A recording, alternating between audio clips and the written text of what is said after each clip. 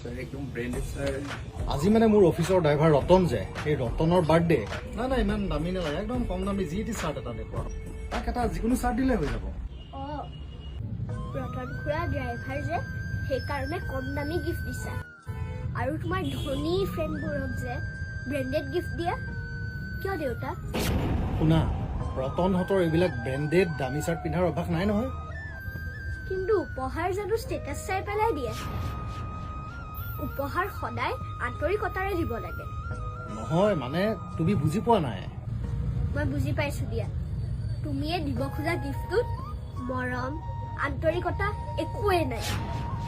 মানুহক দেখুৱাবলৈহে দিব খুজিছা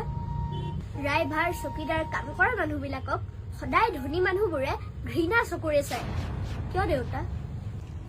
মই দেখোন সদায় সকলোকে এক্সট্ৰা বক্সিছ দিওঁৱেই সেইটো তুমি তোমাৰ ষ্টেটাছ দেখাবলৈহে কৰা নাপায় দেউতা সকলোকে সমান চকুৰে চাব লাগে ঠিক আছে মই তোমাৰ কথাখিনি বুজি পাইছো এটা কাম কৰা আজি তোমাৰ দোকানত যিটো সকলোতকৈ দামী চাৰ্ট আছে ধুনীয়া চাৰ্ট আছে সেইটো পেক কৰি দিবা অ'কে স্যাৰ এইটো লওক স্যাৰ এইটো চবতকৈ ভাল স্যাৰ অ'কে পেক কৰি দিয়া থেংক ইউ দেউতা